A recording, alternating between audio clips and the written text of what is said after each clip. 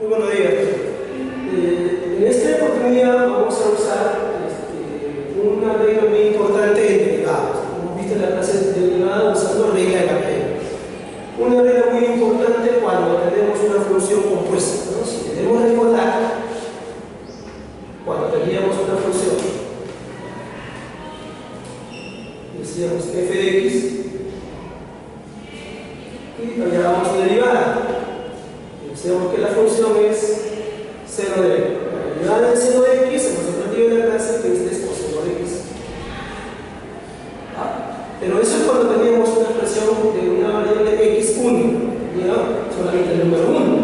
Igual de la misma forma, podríamos hacer para el coseno. Si recordamos para el coseno de x, la derivada del coseno, la derivada del signo, era por, teníamos menos, la derivada del coseno menos 0. Pero aquí tenemos una expresión mínima, que era simplemente de x. Ahora empezamos a poner la cadena, ¿por qué? Porque ya no va a ser x, ahora se va a convertir en una nueva función. Pero podemos usar esta función 4x como otra función, podemos decir, por ejemplo, g, y luego también tenemos elevado a un exponente. Ahí tenemos que recordar la exponencia. Cuando teníamos acá, por ejemplo, una función que tendría x elevado a la n. Ok, x a la n. ¿Qué hacíamos para hacer la derivada? Decíamos que el exponente pasaba a multiplicar y luego a ese exponente le restábamos 1. Eso lo vamos a aplicar dentro de ambos. Veamos acá. Tenemos usando la cadena. O sea, acá hay varias funciones. Hay una función senoidal, hay una función de un polinomio y hay una función exponencial. En esta parte es una potencia exponente 3. Es lo que vamos a hacer. Veamos, hallamos la derivada. La derivada, que recordamos que esto es la derivada de la función f respecto a x. O sea, vamos a derivar respecto a x. ¿Bien? La derivada. Y empezamos.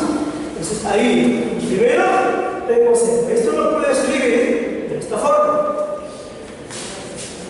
Recordar que este es un exponente, por lo tanto, debe haber un exponente que está elevado al cubo y la función viene a ser 0 de 4x. ¿Ok? Ahora uso la propiedad de derivada. Dice que para un exponente n pasa a multiplicar y a ese exponente se le resta 1. ¿Sí? Ahora tengo un exponente 3. Ahora uso la derivada. Indica que ahora el 3 va a pasar a multiplicar y queda toda la expresión que está dentro del corchete y al 3 se le resta 1. Voy a restar 1, va a quedar 2. Pero solamente derivado la expresión que esta es una nueva función. Dentro de ¿qué está pasando?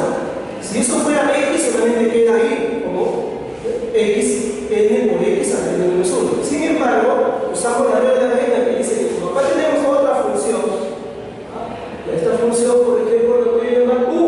Por lo tanto, cada vez que yo derivo una función u al cubo, sería dentro del 3, que es el exponente que pasa a multiplicar, y luego le voy a restar 1. Es solamente he empleado la propiedad de un exponente. Ahora, ¿qué tengo que hacer?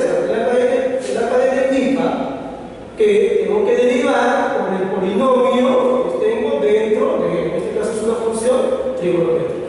Por lo tanto, tendría que ser seno de 4x y derivada. Continúo. Ahora, con la derivada, toda esta expresión queda igual. Sería 3, y esto lo vuelvo a escribir, seno, que es seno al cuadrado, de 4x, y vuelvo a hacer la derivada. Y otra vez tengo una función que depende de otra función. Ahora derivo la primera, dice derivada del seno. Derivada del seno sería el coseno, pero sería el coseno de 4x. Es todo esto. ¿Bien? He derivado solamente el seno, pero ahora, como depende de otra función, por lo tanto, la regla de la cadena indica que tengo que seguir y derivar por la expresión expresión que está dentro del coseno, que viene el argumento. Continúo, sería 3 seno al cuadrado 4x por que multiplica a coseno 4x y ahora derivada de 4x. Derivada de 4x